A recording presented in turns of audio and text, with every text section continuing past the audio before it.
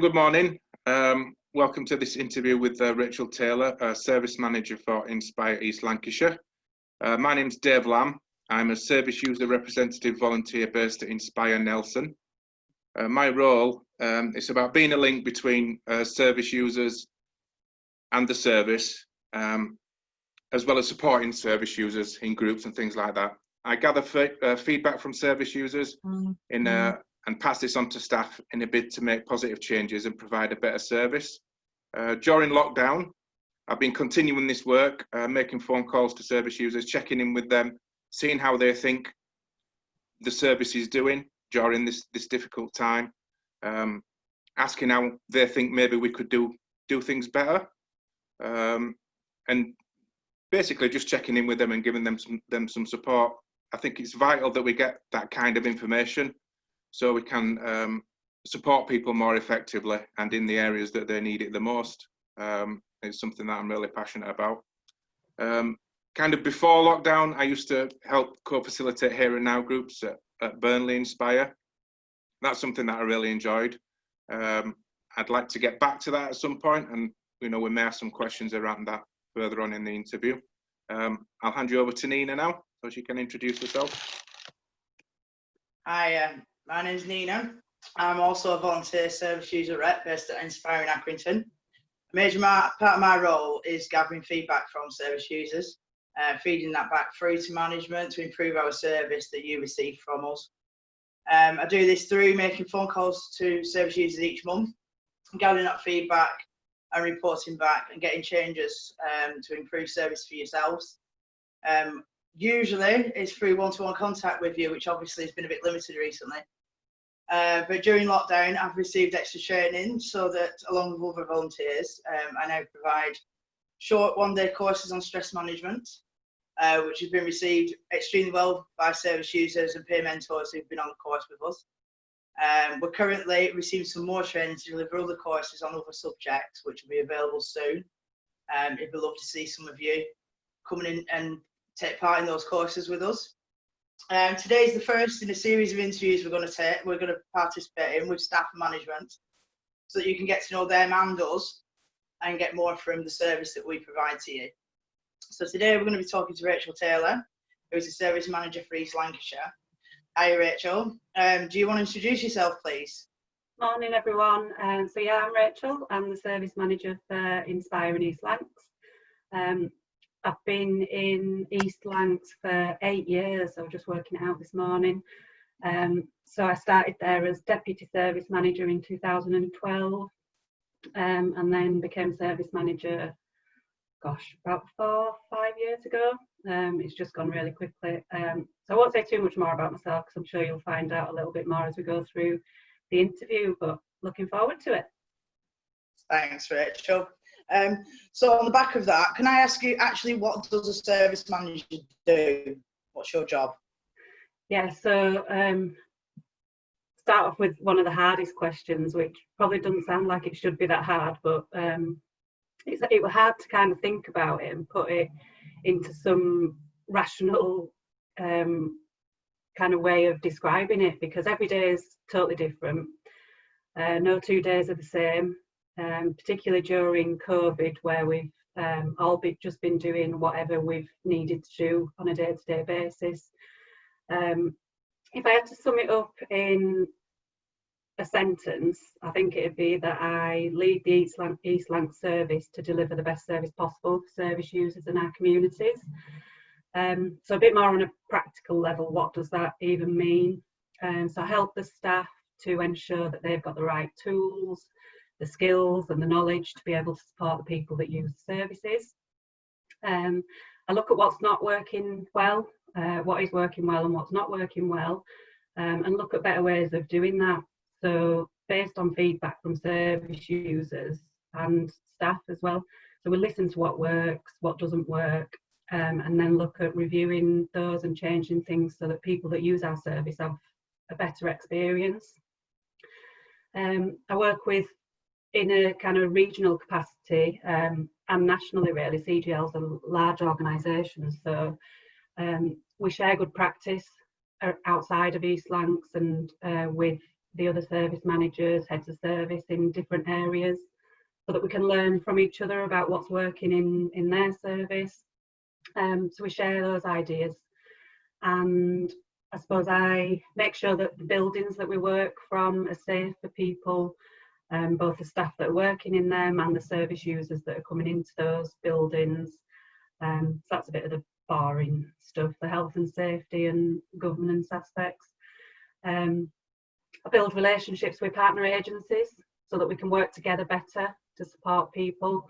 The feedback, this has been feedback for years and years and years from service users about coming into services and having to explain the story again and again and again to different agencies and individuals.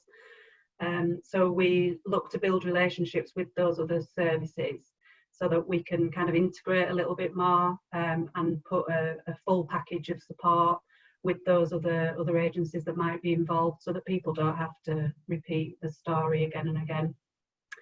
I manage the budgets.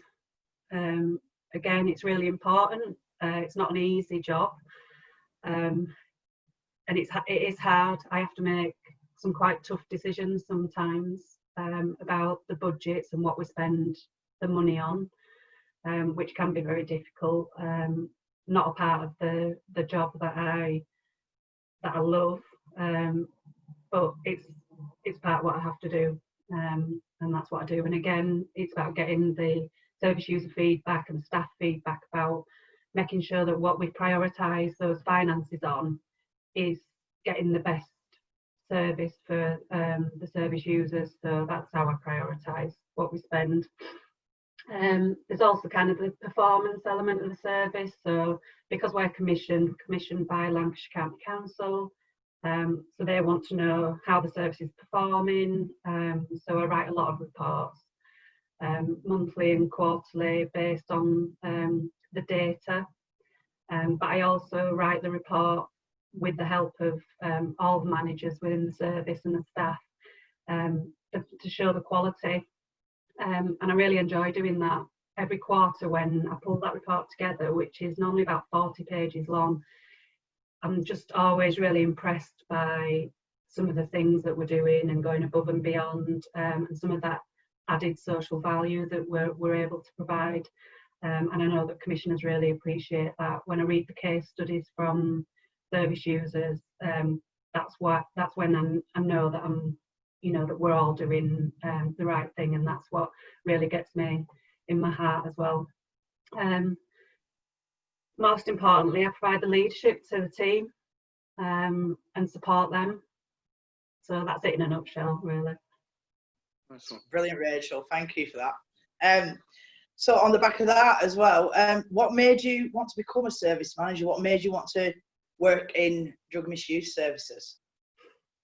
Yeah, so as I said in my introduction, I came to East Lancs as Deputy Service Manager. I'd actually been with CGL, who were previously called CRI, from 2005. So I started in street outreach on the front line, working with people who street homeless in Leeds, and I'm from Yorkshire, so I live in Yorkshire, so I started my career over there, and then went into work with within the criminal justice system with CRI, and stayed till about 2010, and then went to Lifeline for a couple of years as service manager.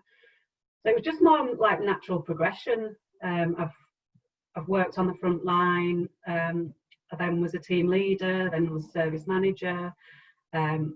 What I really wanted was to go to Lancashire. When I saw the job, I knew that I was taking a step down, if you like, from service manager in Lifeline to deputy service manager in East Lancs, but I knew that I wanted to be with CGL and the organisation, and I knew that there was opportunities within the organisation, so that's what I did.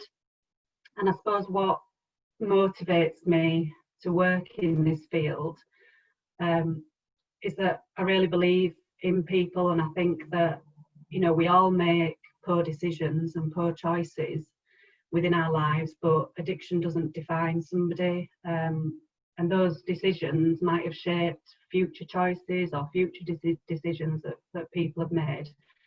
But it's really important to consider things like trauma and adverse childhood experience when working with people. I'll never be able to experience, and none of us can experience, what somebody else is experiencing or going through. But when we work with people, we just, everybody deserves a chance to better ourselves and reach its full potential. And that's why I chose to work in this field. Thanks, Rachel. I'll hand you over to Dave. Yeah, thanks, Nina. Thanks for that, Rachel. That was kind of really informative. It's also nice to be speaking to a fellow Yorkshire person. I tip my hat to you. Right side of the Pennines. Yeah, that's the one. God's country. Anyway, Yeah. we won't get into that. So, kind of looking kind of at Rachael Taylor, the person, not the service manager. Do you mind telling us maybe about some of your likes and dislikes, hobbies, anything like that? Just so we kind of get a feel for who you are outside of work.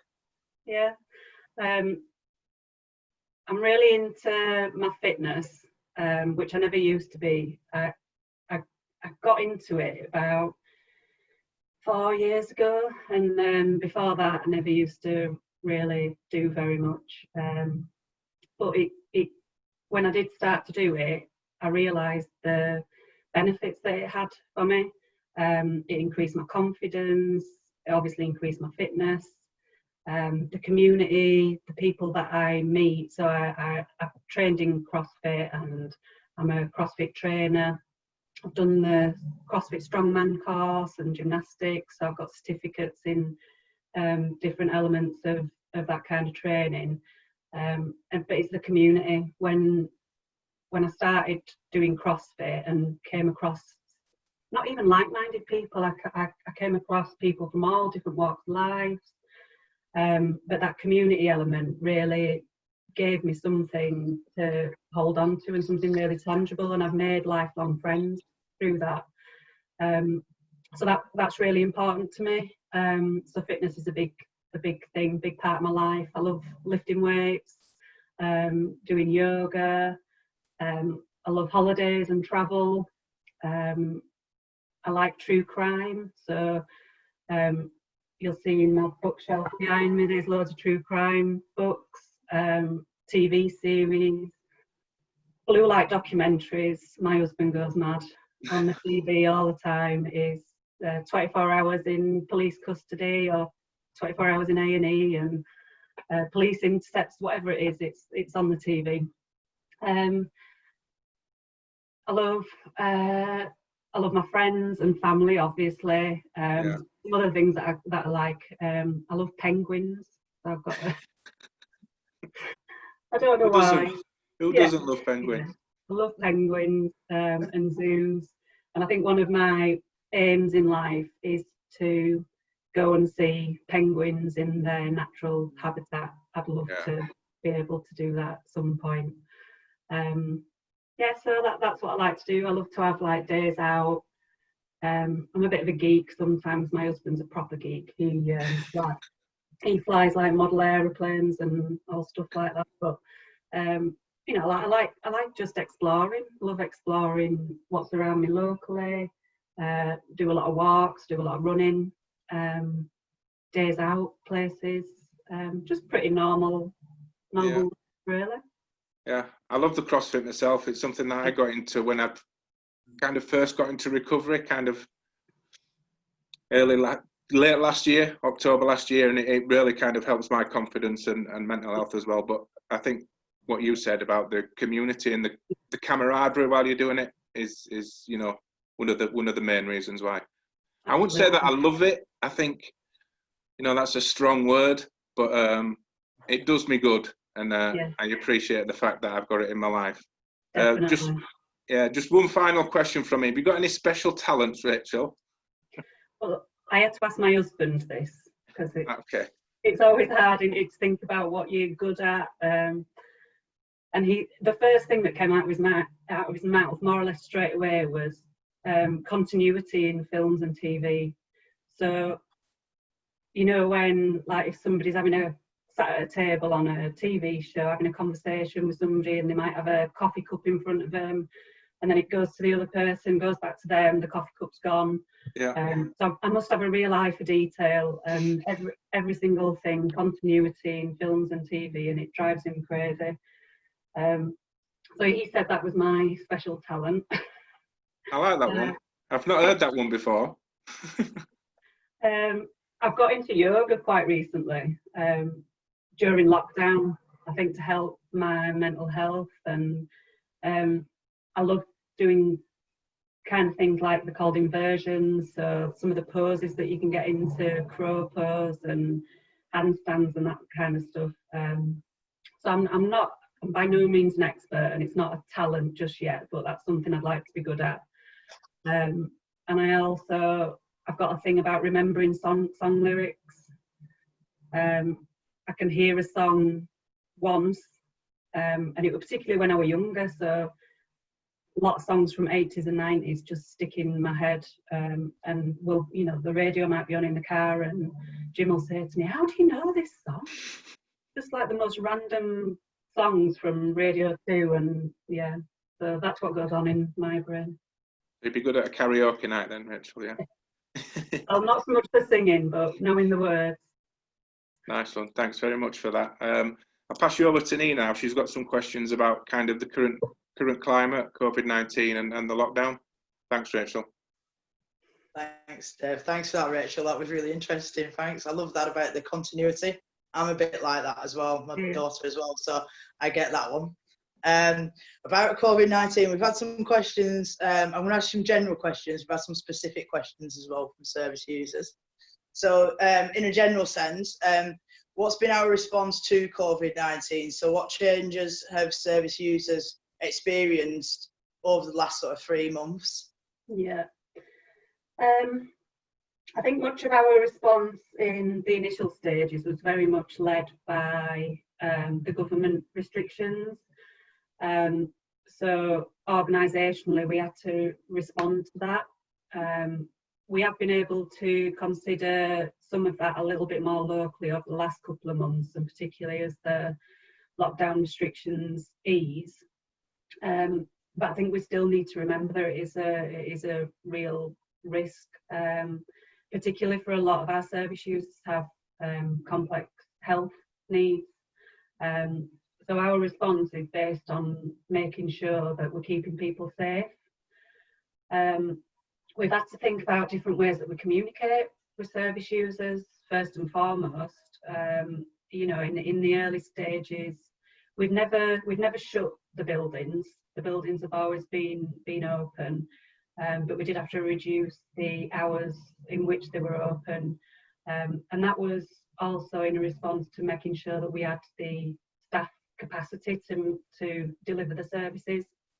So we've had a lot of staff working from home. We've got rotas in place that make sure that you know, if one person was affected by COVID, we could remove that team. They could go work from home, and we could get one of the teams that were working from home to mobilise and come into the building.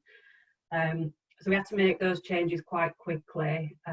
We've had to consider the pathways into treatment.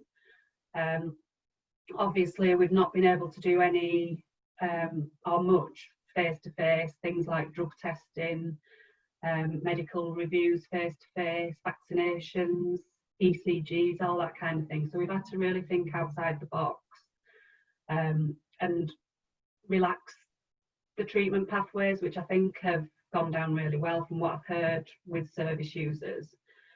The risk, it's always been about balancing that risk of COVID against the risk that people were facing in other aspects of their life, such as the health.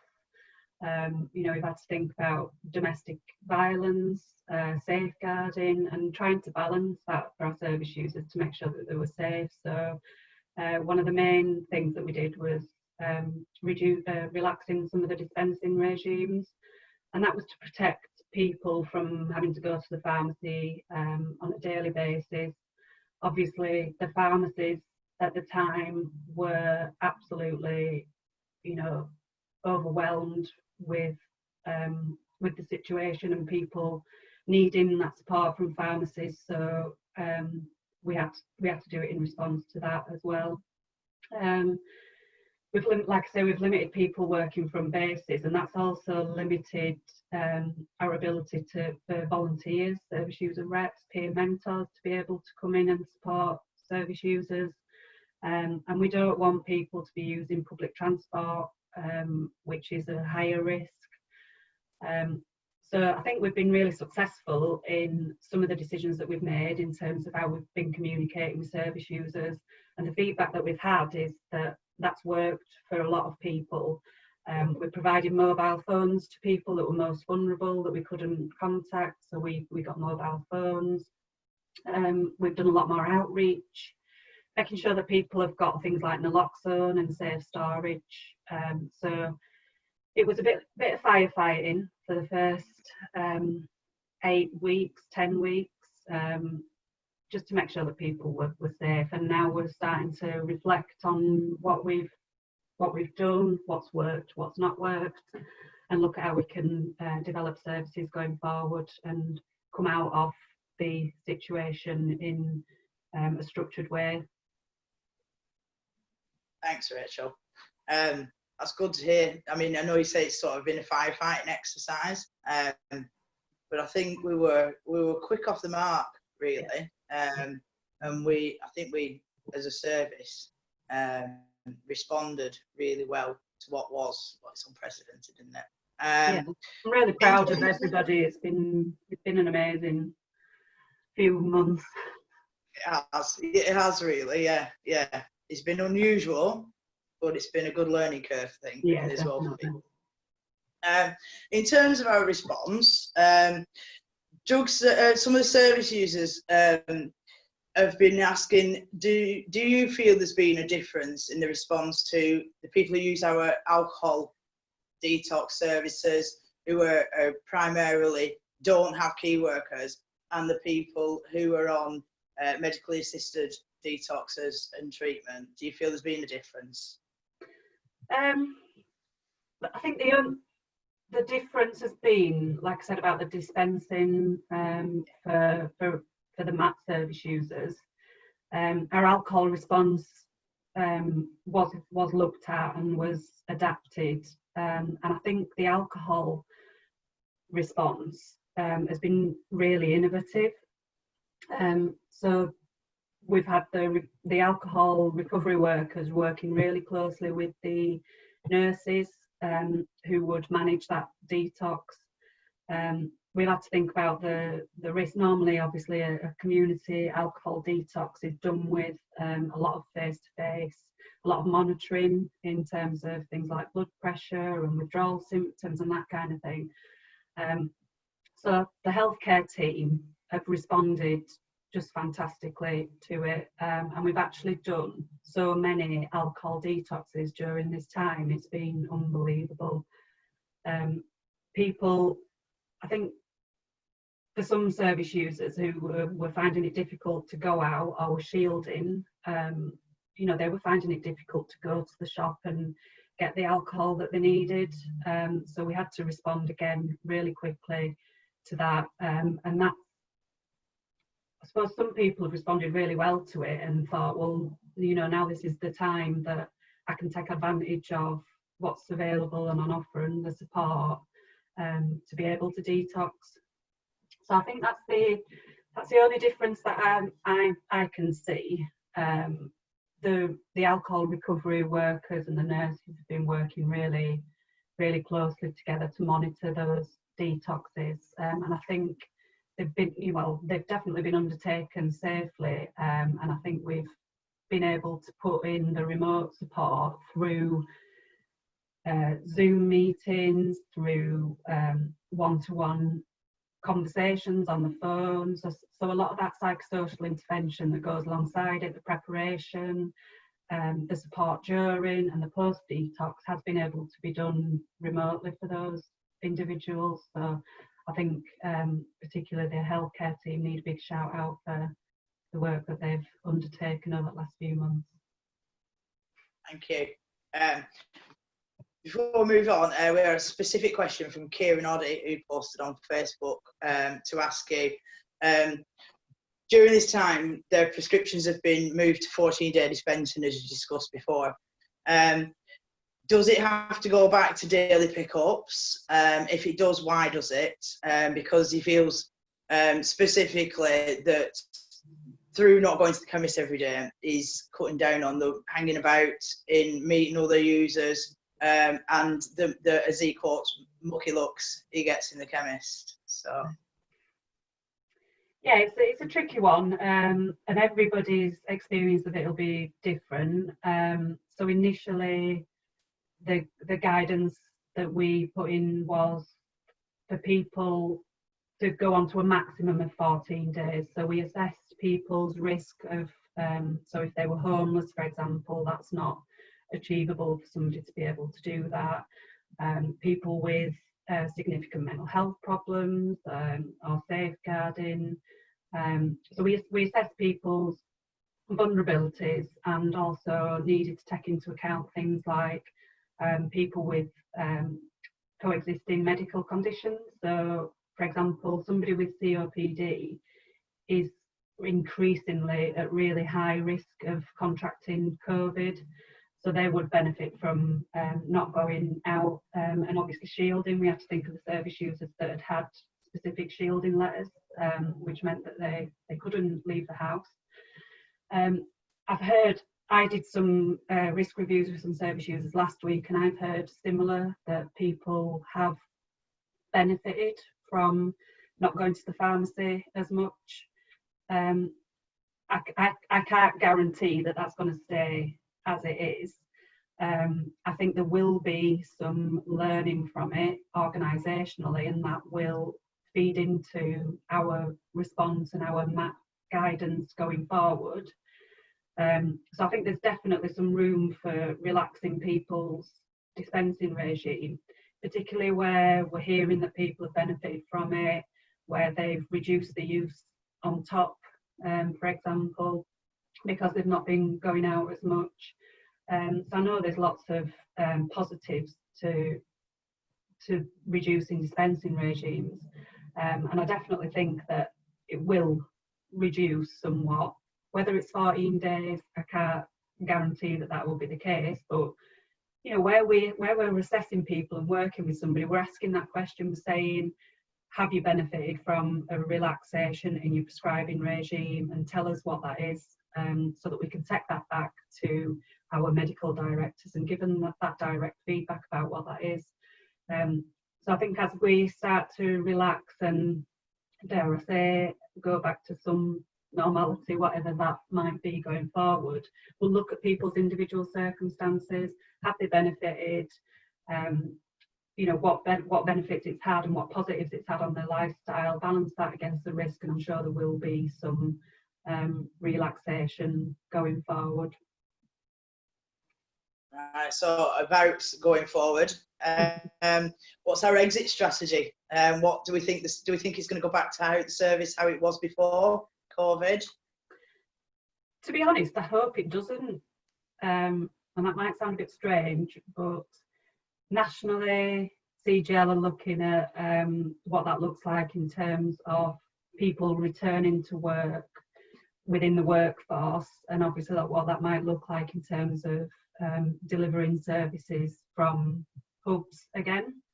So that guidance is going on in the background, but I think in terms of where we are at and what we've learned, we obviously want to see people again. You know, we miss people.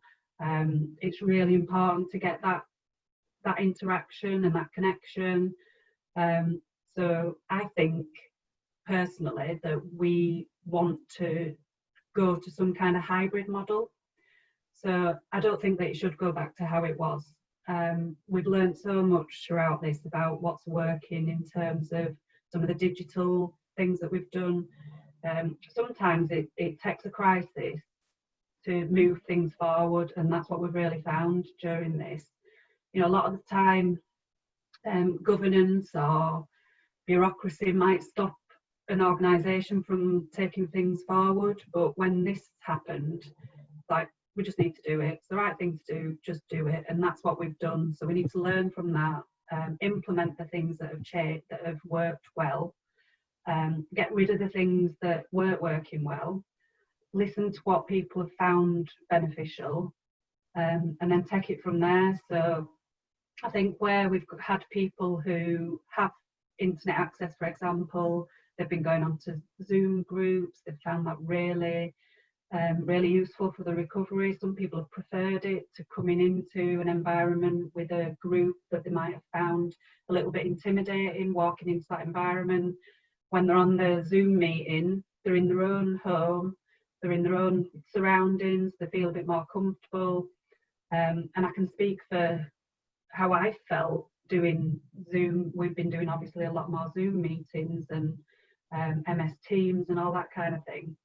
People have been more honest. I think when we've talked to people on the phone, when we're doing one-to-ones or groups online, it's kind of removed some level of fear and anxiety that people might have in a face-to-face interaction.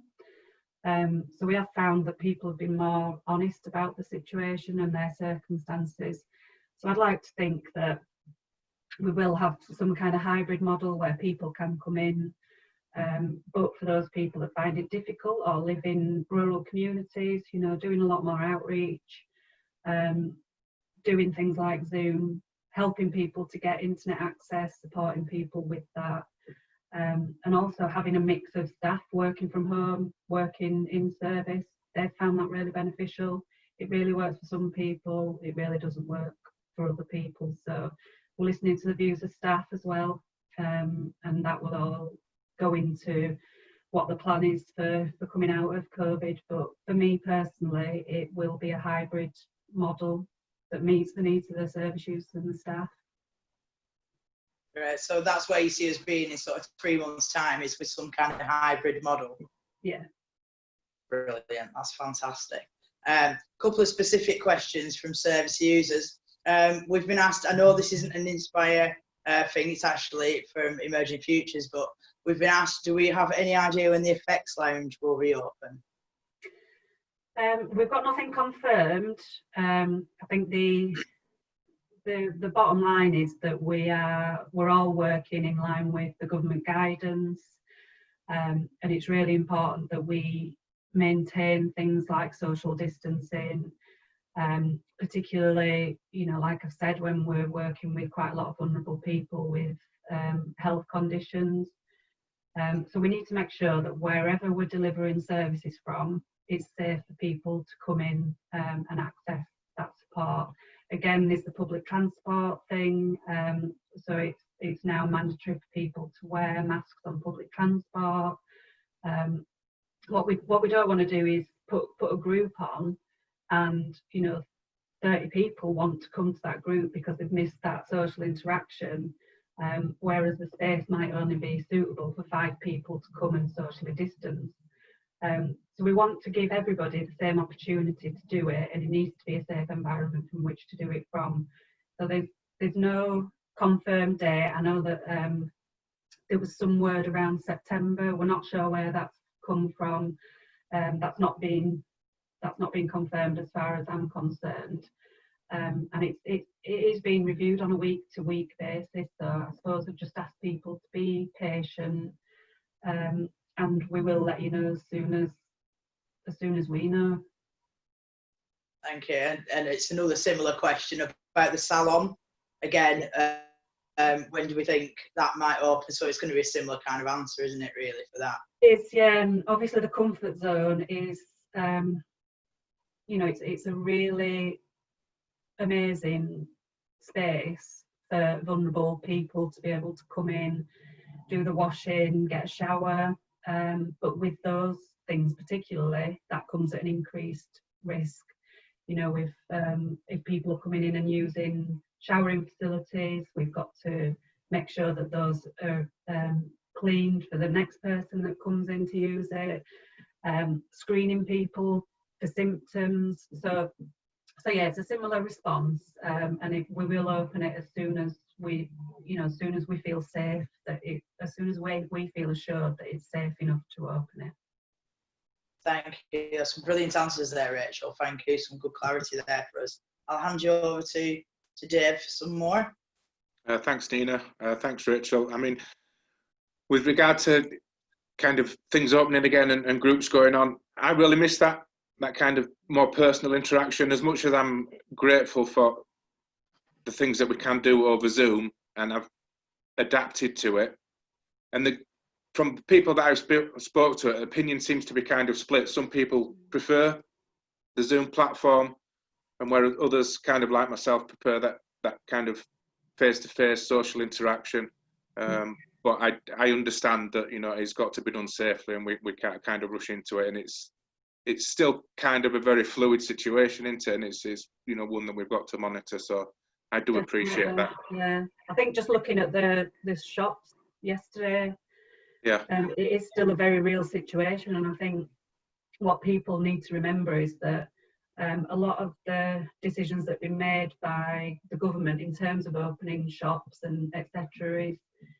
is because we need to get the economy back up and running. It doesn't mean that it's safe. So I think we need to take learning from what's happening in the shops and just monitor it to make sure that we keep people safe as we can. Yeah.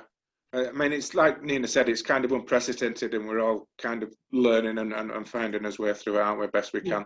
Yeah. Okay. What I'd like to talk about now is the role that me and Nina are involved in, and it's service user involvement. How important is service user involvement to you and to the service? I think it's crucial. It's absolutely essential. It's really important that we get that feedback to be able to design and develop and deliver services. Sometimes people don't feel too comfortable in giving that feedback to their recovery worker, or leaving a suggestion in a suggestions box. So I think it's really important to have people like you and Nina available to support service users, to be that kind of conduit between the service user voice and the service for those people that don't feel comfortable in sharing that feedback. So to me, it's crucial to have service user reps as part of the service, as part of developing and delivering that service. To be part of that feedback loop is just so important to help us to get those difficult messages sometimes. And you add the reality to things. Sometimes you're able to tell us how it is. Yeah. It can be quite hard when we're delivering services, to fall into a trap of we need to do this and we need to do that for whatever reason, and actually to have you guys there to go, hang on a minute, have you thought about this? Or this has been the feedback about this. That's really important. So I think it's absolutely crucial to everything that we do. Yeah, I think I've noticed from kind of my time doing this role is that quite often there's a lot of things that the service doesn't kind of consider, but service users will often kind of throw something in and then be like, oh yeah, So I mean, I think it's really important in improving things and kind of just keeping a check on the service that we're providing, that we're doing it right. Yeah. I mean, in East Lancs, we've got, I think, 3 service hubs, right? We've got Burnley, Accrington, and Nelson. Yeah. All kind of offering similar, but some kind of, different services. What would your ideal service hub look like? Maybe incorporating what we've got at Burnley with the, the comfort zone and like that. I suppose at risk of sounding like a politician, I don't think it should be up to me to say what an ideal service hub would look like.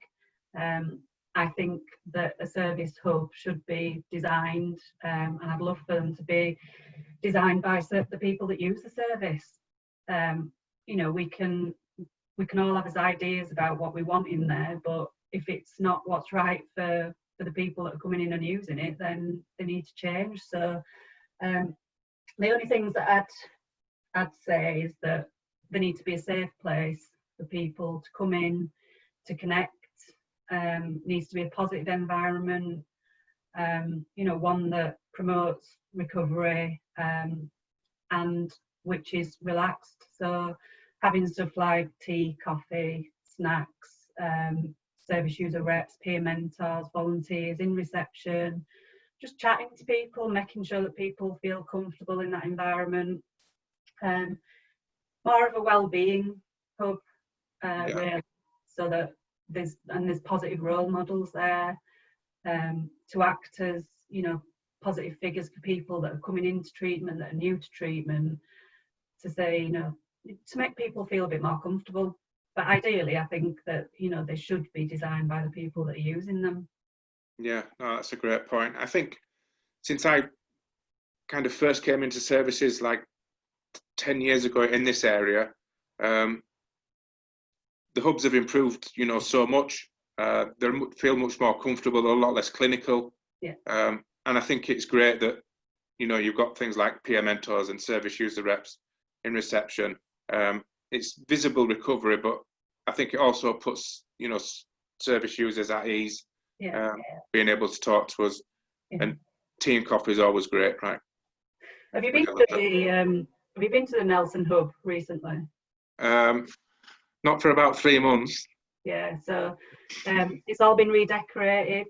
So we've used the opportunity, I suppose, during lockdown, and when the base, we had to shut the base for a couple of weeks. So we've used the opportunity to redecorate it, and it looks amazing. So that'll be a nice surprise for you when you. Yeah, no, I can't wait to see that.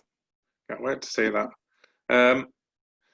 Finally, have you any kind of message for our service users for today and how we are going forward? I know we've probably covered a lot of that, but yeah, I suppose simply it's just to say I hope you're all okay. It has been a really challenging time for everyone, personally and professionally. You know, some days just getting out of bed and getting through the day is hard enough. Other days you can feel a bit more positive. So I'd just say you're doing a good job. We will come out of it. We'll all be stronger for it. Stay safe, and we miss you. But get in touch if you need anything. I love that. Great message, that, Rachel. Thanks very much. Thanks for coming to talk to us today. It's been kind of really informative and enjoyable. I mentioned this before, but I think it's really good that service users can get to put a face to people kind of, you know, behind the service. And yeah, I've really enjoyed it. Thanks very much. Just a message to our service users. Me and Nina are kind of your dedicated service user reps. We're both on Facebook, so you can get in touch with us via there, or via any of the hubs. And basically, it's kind of what we discussed today. It's just finding out what the service can do better, how we can improve on it. If you've got any ideas, get them to us, and you know we'll pass that on to the staff and to the management, and see what we can do about improving the service and getting it right. Brilliant. Nina, you got anything you want to add? Just to say thank you, Rachel, for today. It's been really lovely to get to know you myself as well as for the service users. And just to add that we're actually live on Facebook, me and you, Dave. Oh yeah, we are, aren't we? I forgot about that. I forgot to mention that. At 3 o'clock on Friday, we are live, feeding back service users' feedback from this month. So if anybody's got anything they want answering in the meantime, any sort of crucial questions they want answering, if they get them into us either through the hubs, through their key workers, or through Facebook, we can look at stuff and try and get some answers ready for Friday. And we hope to see you, well, not see you there, but for you to see us there on Friday. That'd be really good. Thank you very much, Rachel. Thank you. I've really enjoyed it. We'll have to do it. We'll have to do it again in normal times, face to face. Yeah, that'd be great. Yes, that would be good. Thanks a lot.